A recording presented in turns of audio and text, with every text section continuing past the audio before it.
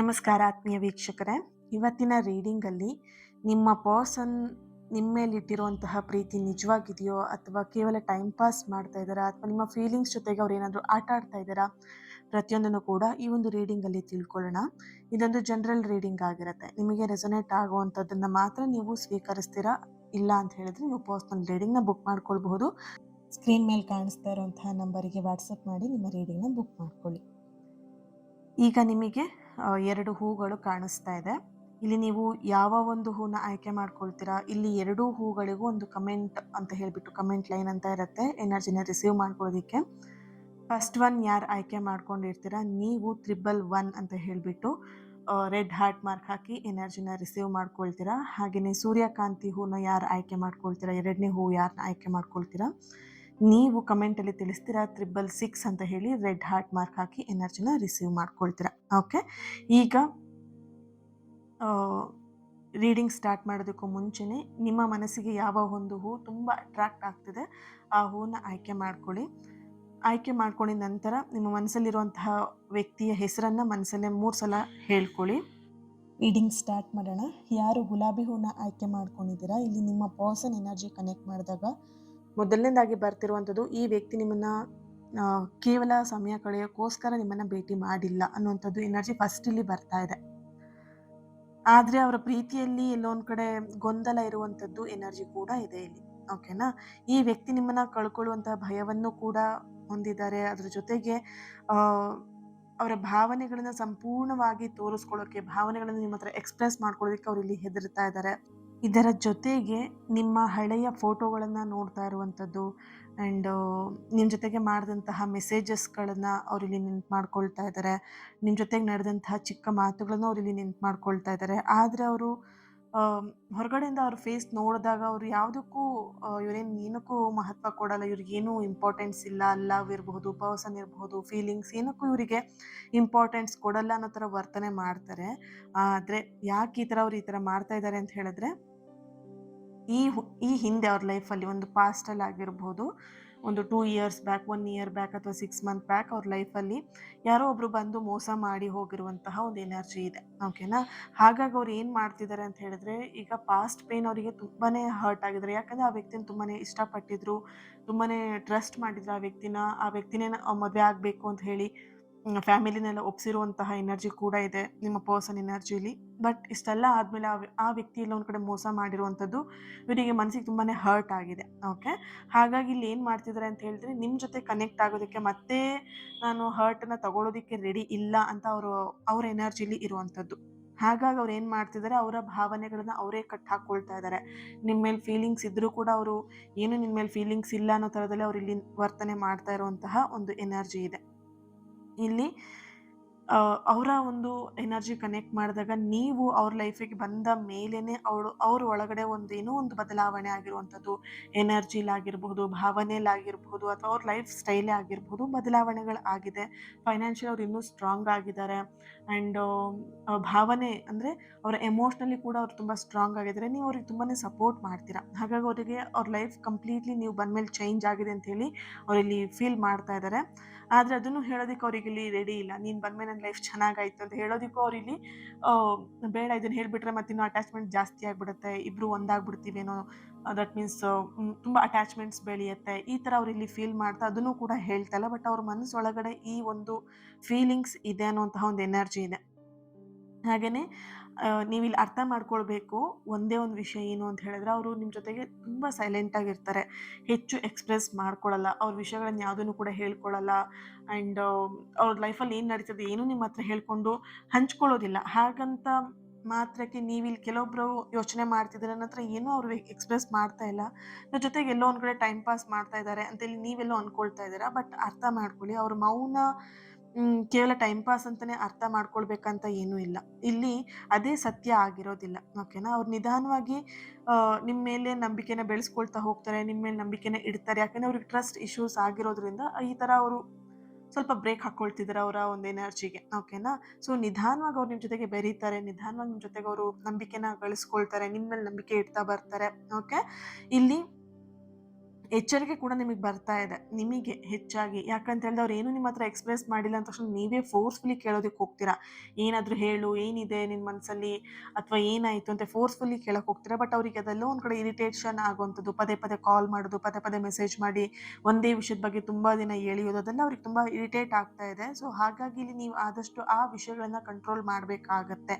ನಿಮ್ಮ ಎನರ್ಜಿಲಿ ಬರ್ತಾ ಇರುವಂಥದ್ದು. ಓಕೆನಾ? ಸ್ವಲ್ಪ ನೀವು ಅವ್ರ ಲೈಫ್ ಬಗ್ಗೆ ನೀವು ಗಮನ ಕೊಡೋದಕ್ಕಿಂತ ನಿಮ್ಮ ಜೀವನದ ಮೇಲೂ ನೀವು ಗಮನನ ಕೊಡಿ. ನಿಮ್ಮ ನಿಮ್ಮ ಜೀವನಕ್ಕೂ ಸ್ವಲ್ಪ ಸಮಯವನ್ನ ಕೊಡಿ. ನಿಮ್ಮ ಒಂದು ವ್ಯಾಲ್ಯೂನ ಅರ್ಥ ಮಾಡ್ಕೊಳ್ಳಿ. ಓಕೆನಾ? ಪ್ರತಿ ಸಲ ಅವ್ರ ಹಿಂದೆ ಓಡೋದ್ಕಿಂತ ನಿಮ್ಮ ಲೈಫಲ್ಲಿ ನೀವು ಬ್ಯುಸಿಯಾಗಿ ಅವ್ರ ಲೈಫಲ್ಲಿ ಅವ್ರು ಬ್ಯುಸಿ ಇರ್ತಾರೆ. ಅವ್ರಿಗೆ ಯಾವಾಗ ಸಮಯವನ್ನ ನಿಮಗೆ ಕೊಡ್ಬೇಕಂತ ಅನ್ಸುತ್ತೆ ಅವ್ರಿಗೆ ಖಂಡಿತ ಅವ್ರು ನಿಮ್ಮಷ್ಟಕ್ಕೆ ಅವರಷ್ಟಕ್ಕೆ ಅವರೇ ನಿಮ್ಮ ಹತ್ರ ಬರ್ತಾರೆ ಅವರು. ಓಕೆ? ನಿಮ್ಮ ಕನಸುಗಳ ಏನಿದೆ, ನಿಮ್ಮ ಡ್ರೀಮ್ಸ್ ಏನಿದೆ, ನಿಮ್ಮ ವರ್ಕ್ ಏನಿದೆ ಅದ್ರ ಬಗ್ಗೆ ಕಂಪ್ಲೀಟಾಗಿ ನೀವು ಗಮನ ಕೊಡಬೇಕಾಗತ್ತೆ. ಒಂದಷ್ಟು ಜನ ಏನು ಮಾಡ್ತಿದ್ದಾರೆ ನಿಮ್ಮ ಬಗ್ಗೆ ಏನೂ ಫೋಕಸ್ ಇಲ್ಲ. ಬರೀ ಪ್ರೀತಿ, ವ್ಯಕ್ತಿ ಮೇಲೆ ಫೋಕಸ್ ಮಾಡಿಕೊಂಡು ಅದರಲ್ಲೇ ಮುಳುಗೋಗ್ಬಿಟ್ಟಿದ್ದೀರಾ ಪ್ರೀತಿ ಅನ್ನೋದ್ರಲ್ಲಿ. ಓಕೆ?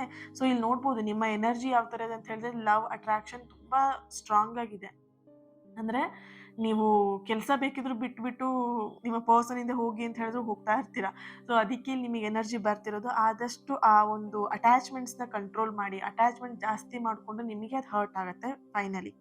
ಹಾಗಾಗಿ ನಿಮ್ಮನ್ನ ನಿಮ್ಮ ಲೈಫಲ್ಲಿ ಏನು ಮಾಡ್ಕೊಬೇಕಂತ ಇದ್ದೀರಾ ಅಷ್ಟು ಬ್ಯುಸಿ ಮಾಡಬೇಡಿ ನಿಮ್ಮನ್ನು ನೀವು. ಓಕೆನಾ? ಇಲ್ಲಿ ನನಗೆ ಕಾಣಿಸ್ತಿರುವಂತಹ ಒಂದು ಎನರ್ಜಿ ನೋಡಿದ್ರೆ ಮುಂದಿನ ಒಂದು ಕೆಲವೊಂದಷ್ಟು ವಾರಗಳ ನಂತರ ಈ ಈ ನೆಕ್ಸ್ಟ್ ವೀಕ್ ಈ ಒಂದು ಸಂಡೇ ಮುಗಿದ್ಮೇಲೆ ನೆಕ್ಸ್ಟ್ ವೀಕ್ ಮಂಡೆಯಿಂದ ನಿಮ್ಮ ಒಂದು ಲೈಫಲ್ಲಿ ಲವ್ ಲೈಫಲ್ಲಿ ಒಂದು ಸಣ್ಣ ಮಾತುಕತೆ ಬರುವಂಥದ್ದು ಆ್ಯಂಡ್ ಕಾಲ್ ಅಥವಾ ಮೆಸೇಜ್ ಬರುವಂತಹ ಅವಕಾಶಗಳು ಕೂಡ ನಿಮಗೆ ಸಿಗತ್ತೆ. ಆ್ಯಂಡ್ ಮಾತಾಡ್ತೀರಾ, ನೀವಾಗೆ ಮಾತಾಡ್ಬೋದು ಅಥವಾ ಅವರಾಗೆ ನಿಮಗೆ ಕಾಂಟ್ಯಾಕ್ಟ್ ಮಾಡಬಹುದು. ಈ 2 ಎನರ್ಜಿ ಇಲ್ಲಿದೆ. ಆ್ಯಂಡ್ ಇದೇ ನಿಮಗೊಂದು ದೊಡ್ಡ ವಿಷಯ ಆಗಿರುತ್ತೆ. ಅವ್ರ ಜೊತೆ ಮಾತಾಡೋದು ಅಂದರೆ ನಿಮಗೊಂಥರ ಖುಷಿ ಅಲ್ವಾ? ಸೊ ಇಲ್ಲಿ ಮಾತಾಡಬೇಕು ಓಕೆ, ನಿಮಗೆ ಪ್ರೀತಿ ಇದೆ ಓಕೆ, ಬಟ್ ಪ್ರೀತಿ ಜೊತೆಗೆ ನಿಮ್ಮ ಲೈಫ್ ಕೂಡ ಇಂಪಾರ್ಟೆಂಟ್ ಆಗಿರತ್ತೆ. ಓಕೆನಾ? ಈ ಒಂದು ಮಾತು ಏನಿದೆ, ಈ ಒಂದು ಕನೆಕ್ಷನ್, ಈ ಒಂದು ಸಂಪರ್ಕ, ಈ ಒಂದು ಕಾಲ್ ಅಥವಾ ಮೆಸೇಜ್ ಏನಿದೆ, ನಿಮ್ಮಿಬ್ಬರ ಮಾತುಗಳು ನಿಮ್ಮಿಬ್ಬರನ್ನ ಇನ್ನೂ ದೂರ ಏನಿದ್ದೀರಾ ಅದನ್ನು ಹತ್ತಿರ ಮಾಡುವಂತಹ ಸಾಧ್ಯತೆಗಳು ಹೆಚ್ಚಾಗಿದೆ. ಓಕೆ? ಸಾರಿ.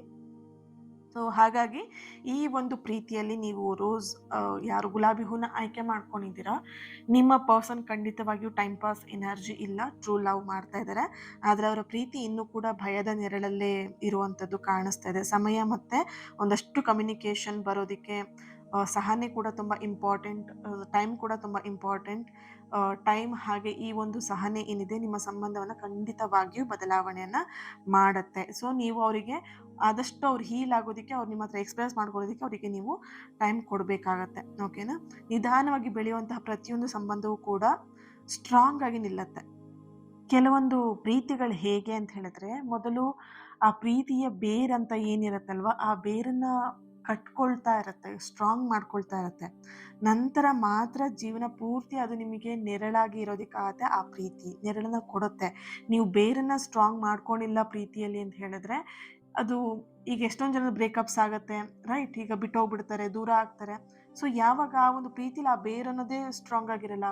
ಈಗ ಒಂದು ಮರದ ಥರ ಪ್ರೀತಿ ಅಂತ ಹೇಳಿದ್ರೆ ಒಂದು ಮರದ ಹಾಗೆ, ಒಂದು ಗಿಡದ ಥರ. ಓಕೆನಾ?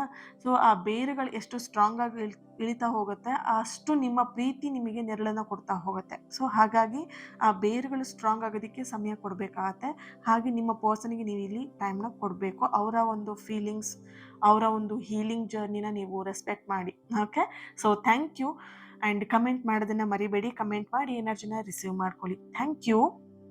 ಹಾಗೆಯೇ ಯಾರು ಸೂರ್ಯಕಾಂತಿನ ಆಯ್ಕೆ ಮಾಡ್ಕೊಂಡಿದ್ದೀರಾ, ನೀವು ನಿಮ್ಮ ಎನರ್ಜಿಯಲ್ಲಿ, ನಿಮ್ಮ ಪರ್ಸನ್ ಎನರ್ಜಿಲಿ ಫಸ್ಟ್ ಬರ್ತಾ ಇರುವಂಥದ್ದು ವಿಭಿನ್ನವಾಗಿರುವಂತಹ ಒಂದು ಸ್ಟ್ರಾಂಗ್ ಪಾಸಿಟಿವ್ ಎನರ್ಜಿಲಿ ಬರ್ತಾ ಇದೆ.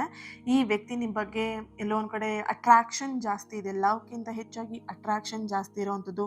ನಿಮ್ಮ ಜೊತೆ ಮಾತಾಡೋದು ಅವ್ರಿಗೆ ತುಂಬಾ ಇಷ್ಟ.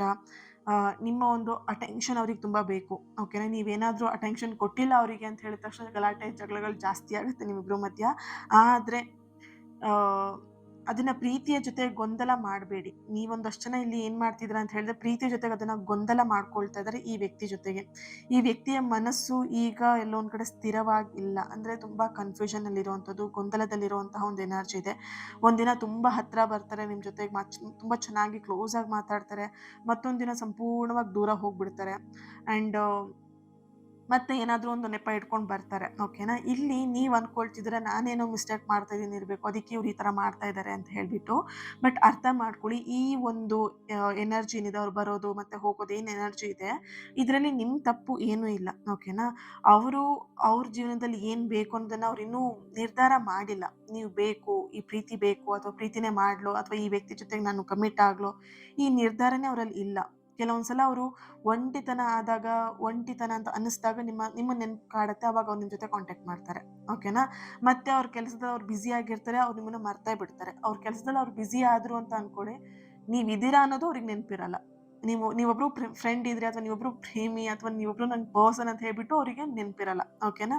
ಸೊ ಅವ್ರು ಒಂಟಿಯಾಗಿ ಯಾವಾಗ ಇರ್ತಾರೆ, ಯಾರ್ದು ಅವರಿಗೆ ಕಾಂಟ್ಯಾಕ್ಟ್ ಏನೂ ಇಲ್ಲ ಅಥವಾ ಏನು ಕೆಲಸ ಇಲ್ಲ ಅಂತ ಹೇಳಿದಾಗ, ಅವಾಗ ನಿಮ್ಮ ನೆನಪನ್ನ ಅವ್ರು ಇಲ್ಲಿ ಮಾಡ್ತಾ ಇದ್ದಾರೆ. ಹಾಗಂತ ಹೇಳಿ ಅವರಿಗೆ ನಿಮ್ಮ ಮೇಲೆ ಫೀಲಿಂಗ್ ಇಲ್ಲ ಅಂತ ಅಲ್ಲ. ಬಟ್ ಇಲ್ಲಿ ಭಾವನೆಗಳು ಇನ್ನೂ ಕೂಡ ಅವರಲ್ಲಿ ಪ್ರಬುದ್ಧತೆಯನ್ನು ಹೊಂದಿಲ್ಲ ಅನ್ನುವಂತಹ ಒಂದು ಎನರ್ಜಿ ಇಲ್ಲಿ ಬರ್ತಾ ಇದೆ. ಓಕೆನಾ? ನಿಮ್ಮ ಪರ್ಸನ್ ಎನರ್ಜಿ ಕನೆಕ್ಟ್ ಮಾಡಿದಾಗ ಇಲ್ಲಿ ಕಂಪ್ಲೀಟ್ ಆಗಿ ಪ್ರೀತಿ ಇದೆ ಅಂತಲೂ ಹೇಳೋದಕ್ಕಾಗ್ತಾಯಿಲ್ಲ, ಪ್ರೀತಿ ಇಲ್ಲ ಅಂತಲೂ ಹೇಳೋದಕ್ಕಾಗ್ತಾಯಿಲ್ಲ. ಯಾಕಂತ ಹೇಳಿದ್ರೆ ಇಲ್ಲಿ ಎನರ್ಜಿನೇ ಆ ಥರ ಕನ್ಫ್ಯೂಷನಲ್ ಎನರ್ಜಿ ಇದೆ ಇಲ್ಲಿ. ಓಕೆ? ಅವ್ರಿಗೆ ಒಂದೊಂದ್ಸಲ ಅನ್ಸುತ್ತೆ ಈ ವ್ಯಕ್ತಿ ನಾನು ಕಳ್ಕೊಳ್ಳೋದಕ್ಕೆ ಇಷ್ಟಪಡಲ್ಲ ಅಂತ ಹೇಳಿಬಿಟ್ಟು. ಓಕೆನಾ? ಇನ್ನೊಂದ್ಸಲ ಅವ್ರಿಗೆ ಇನ್ನೊಂದ್ಸಲ ಅನ್ಸುತ್ತೆ ನಿನ್ನನ್ನು ಸಂಪೂರ್ಣವಾಗಿ ಸ್ವೀಕಾರ ಮಾಡೋದಕ್ಕೂ ನನಗೆ ಧೈರ್ಯ ಇಲ್ಲ ಅನ್ನೋ ಥರ. ಆದ್ರಿಂದ ಈಗ ಅವರ ಒಂದು ಕೆಲವೊಂದು ಸಲ ಏನಾಗುತ್ತೆ ಅಂತ ಹೇಳಿದ್ರೆ, ಟೈಮ್ ಪಾಸ್ ಮಾಡ್ತಾ ಇದ್ದಾರೆ. ಈ ಒಂದು ಪ್ರೀತಿಯಲ್ಲಿ ಅವರೇನು ಟೈಮ್ ಪಾಸ್ ಮಾಡ್ತಿದ್ದಾರೆ, ಸೀರಿಯಸ್ನೆಸ್ ಇಲ್ಲ ಅಂತೇಳಿ ನಿಮಗೆ ಅನ್ನಿಸ್ಬೋದು, ಆ ಥರ ಕಾಣಿಸ್ಬೋದು. ಕೆಲವೊಮ್ಮೆ ನಿಜವಾದ ಕಾಳಜಿನೂ ಕೂಡ ಇರಬಹುದು. ಈ ಎರಡೂ ವಿಷಯಗಳು ಎಲ್ಲ ನಿಮಗೊಂಥರ ಮಿಕ್ಸ್ ಫೀಲಿಂಗ್ ಎನರ್ಜಿಲಿ ಬರ್ತಾ ಇದೆ. ಓಕೆ? ಈ ಒಂದು ಏನು ಮಿಕ್ಸ್ಡ್ ಆಗಿರುವಂತಹ ಎನರ್ಜಿಯಲ್ಲಿ ಈ ಥರದ ವಿಷಯದಲ್ಲೇ ನೀವು ಕೂಡ ಇಲ್ಲಿ ಕನ್ಫ್ಯೂಷನಲ್ಲಿ ಅನುಭವಿಸ್ತಾ ಇದ್ದೀರಾ. ನೀವು ಕೂಡ ಕನ್ಫ್ಯೂಷನ್ ಆಗ್ತಾ ಇದ್ದೀರಿ. ಈ ವ್ಯಕ್ತಿ ಜೊತೆಗೆ ನಾನು ಕಂಟಿನ್ಯೂ ಮಾಡಲೋ ಬೇಡವೋ ಅನ್ನೋದು ನಿಮಗೂ ಕನ್ಫ್ಯೂಷನ್ ಆಗ್ತಾ ಇದೆ ಇಲ್ಲಿ. ಟೋಟಲಿ ಈ ಒಂದು ಸೂರ್ಯಕಾಂತಿ ಹೂವನ್ನ ಯಾರು ಆಯ್ಕೆ ಮಾಡ್ಕೊಂಡಿದ್ದೀರಾ, ನಿಮ್ಮ ಎನರ್ಜಿಲಿ ಕಂಪ್ಲೀಟ್ ಆಗಿ ಕನ್ಫ್ಯೂಷನ್ ಎನರ್ಜಿ ಇರುವಂಥದ್ದು. ಎನರ್ಜಿ ನೋಡ್ಬೋದು ನಿಮಗೆ ಬ್ರೇಕ್ ಆಗಿ ಸಡನ್ ಎನರ್ಜಿಗಳು ಬರ್ತಾ ಇರುವಂಥದ್ದು. ಓಕೆ? ಅರ್ಥ ಮಾಡ್ಕೊಳ್ಳಿ. ಅವರ ಒಂದು ಎನರ್ಜಿಯಲ್ಲಿ ಟೈಮ್ ಪಾಸ್ ಅಂತ ನಿಮಗೆ ಅನಿಸಿದ್ರು ಕೂಡ ಆ ವ್ಯಕ್ತಿ ಮನಸ್ಸಲ್ಲಿ ಕ್ಲಿಯರ್ ಇಲ್ಲ ಪ್ರೀತಿ ವಿಷಯದಲ್ಲಿ. ಹಾಗಾಗಿ ಅವರು ಕನ್ಫ್ಯೂಷನ್ ಆಗಿ ನಿಮ್ಮನ್ನು ಕನ್ಫ್ಯೂಷನ್ ಮಾಡ್ತಾ ಇದ್ದಾರೆ. ನೀವು ಕನ್ಫ್ಯೂಷನ್ ಆಗ್ತಾ ಇದ್ದೀರಾ.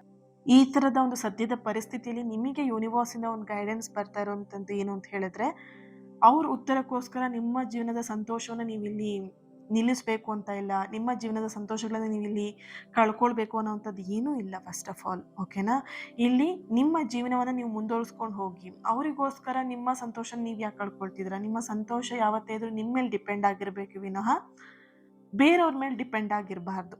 ಹಾಗಾಗಿ ನಿಮಗೆ ಇಲ್ಲಿ ಯೂನಿವರ್ಸ್ ಹೇಳ್ತಾ ಇರುವಂಥದ್ದು, ಅವರು ನಿಮಗೆ ಕರೆಕ್ಟಾಗಿ ಮಾತಾಡಿಸ್ತಾ ಇಲ್ಲ, ನಿಮಗೆ ಟೈಮ್ ಕೊಡ್ತಾ ಇಲ್ಲ ಅಥವಾ ಪ್ರೀತಿ ಕೊಡ್ತಾ ಇಲ್ಲ, ಫೀಲಿಂಗ್ಸ್ ಕರೆಕ್ಟಾಗಿ ಇಲ್ಲ ಅಂತ ಹೇಳಿದ ತಕ್ಷಣ ನಿಮ್ಮ ಸಂತೋಷಗಳನ್ನು ನೀವೆಲ್ಲ ಹಾಳು ಮಾಡ್ಕೊಳ್ಬೇಕು ಅನ್ನೋಂಥದ್ದು ಏನೂ ಇಲ್ಲ. ನಿಮ್ಮ ಸಂತೋಷದ ದಾರಿಯನ್ನು ನೀವು ಮುಂದುವರ್ಸ್ಕೊಂಡು ಹೋಗಿ, ನಿಮ್ಮ ಜೀವನವನ್ನು ಮುಂದುವರ್ಸ್ಕೊಂಡು ಹೋಗಿ, ನಿಮ್ಮಲ್ಲಿರುವಂಥ ಆತ್ಮವಿಶ್ವಾಸವನ್ನು ಇನ್ನೂ ಹೆಚ್ಚು ಮಾಡ್ಕೊಳ್ತಾ ಹೋಗಿ. ಓಕೆ? ಅವರು ನಿಮ್ಮ ಒಂದು ಭಾವನೆಗೆ ಯಾವಾಗ ಕನೆಕ್ಟ್ ಆಗ್ತಾರೆ ಅಥವಾ ನೀವು ಇಲ್ಲಿ ನೋಡ್ಬೋದು ಅವರಿಗೆ ನಿಮ್ಮನ್ನು ಕಳ್ಕೊಳ್ಳೋಕ್ಕೂ ಇಷ್ಟ ಇಲ್ಲ, ನಿಮ್ಮ ಜೊತೆಗೆ ಮುಂದುವರ್ಸೋಕ್ಕೂ ಅವ್ರಿಗೆ ಎಲ್ಲೋ ಒಂದು ಕಡೆ ಭಯ ಇದೆ ಅಲ್ವಾ? ಈ ಒಂದು ಎನರ್ಜಿ ಅವರಲ್ಲಿ ಚೇಂಜ್ ಆಗೇ ಆಗುತ್ತೆ. ಖಂಡಿತ ಚೇಂಜ್ ಆಗುತ್ತೆ. ಚೇಂಜ್ ಆದಾಗ ನಿಮ್ಮನ್ನು ನೋಡುವಂಥ ದೃಷ್ಟಿನೂ ಕೂಡ ಅವರು ಬದಲಾಯಿಸ್ಕೊಳ್ತಾರೆ. ಓಕೆ? ಎಸ್, ನನಗೆ ಈ ಪರ್ಸನ್ ಬೇಕು ಅನ್ನುವಂತಹ ಎನರ್ಜಿ ಕೂಡ ಅವರಲ್ಲಿ ಇದೆ. ಹಾಗಾಗಿ ಅವರು ಆ ಥರದ ಒಂದು ಬದಲಾವಣೆ ಕೂಡ ಅವ್ರ ಲೈಫಲ್ಲಿ ಅವ್ರು ನೋಡ್ತಾರೆ. ನಿಮ್ಮ ಹತ್ರ ಅವ್ರು ಎಕ್ಸ್‌ಪ್ರೆಸ್ ಕೂಡ ಮಾಡ್ಕೊಳ್ತಾರೆ. ಬಟ್ ಏನೇ ಆದರೂ ಕೂಡ ಇದರಲ್ಲಿ ನಿರ್ಧಾರ ತಗೊಳ್ಳೋದು ನಿಮ್ಮ ಒಂದು ವಿಷಯದ ಮೇಲೆ. ನೀವು ನಿಮ್ಮ ಲೈಫಿಗೆ ಏನು ಬೇಕು ಅಂತ ಯೋಚನೆ ಮಾಡಿ ನೀವು ನಿರ್ಧಾರ ತಗೊಳ್ಳೋದು ತುಂಬ ಇಂಪಾರ್ಟೆಂಟ್ ಆಗಿರುತ್ತೆ.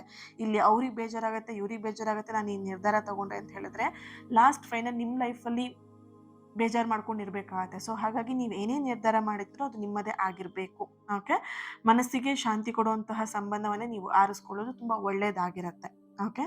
ಇಲ್ಲಿ ಭಾವನೆಗಳಿದೆ, ಆದರೂ ಕೂಡ ಅದು ಸ್ಪಷ್ಟತೆ ಕಾಣಿಸ್ತಾ ಇಲ್ಲ. ನಿಮ್ಮ ಮೌಲ್ಯವನ್ನು ಕಡಿಮೆ ಮಾಡುವವರಿಗೋಸ್ಕರ ನಿಮ್ಮ ಒಂದು ಲೈಫನ್ನು ಹಾಳು ಮಾಡ್ಕೊಳ್ಬೇಡಿ ಅನ್ನುವಂಥದ್ದು ಫೈನಲ್ ಆಗಿ ನಿಮಗೆ ಬರ್ತಿರುವಂತಹ ಸಂದೇಶ ಇದಾಗಿದೆ. Thank you. ಈ ಒಂದು ರೀಡಿಂಗ್ ನಿಮಗೆ ಕನೆಕ್ಟ್ ಆಗಿದೆ ಅಂತ ಹೇಳಿ ಭಾವಿಸ್ತೀನಿ. ನೀವು ಅಷ್ಟೇ ಕಮೆಂಟ್ ಮಾಡಿ ಎನರ್ಜಿನ ರಿಸೀವ್ ಮಾಡ್ಕೊಳ್ಳಿ. ನಾನು ಸ್ಟಾರ್ಟಿಂಗಲ್ಲೇ ಹೇಳಿದ್ದೀನಿ ಏನು ಕಮೆಂಟ್ ಮಾಡಬೇಕಂತ. ಒಂದ್ಸಲ ಚೆಕ್ ಮಾಡಿಕೊಂಡು ಆಮೇಲೆ ನೀವು ಕಮೆಂಟ್ ಮಾಡಿ ಎನರ್ಜಿನ ರಿಸೀವ್ ಮಾಡ್ಕೊಳ್ಳಿ.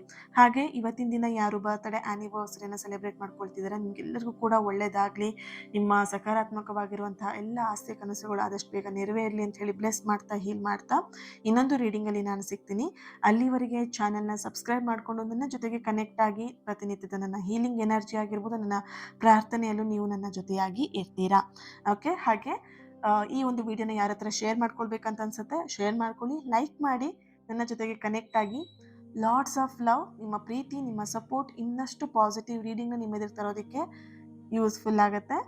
ಪ್ರೀತಿ ಸದಾ ಹೀಗೆ ಇರಲಿ. God bless you all. Thank you.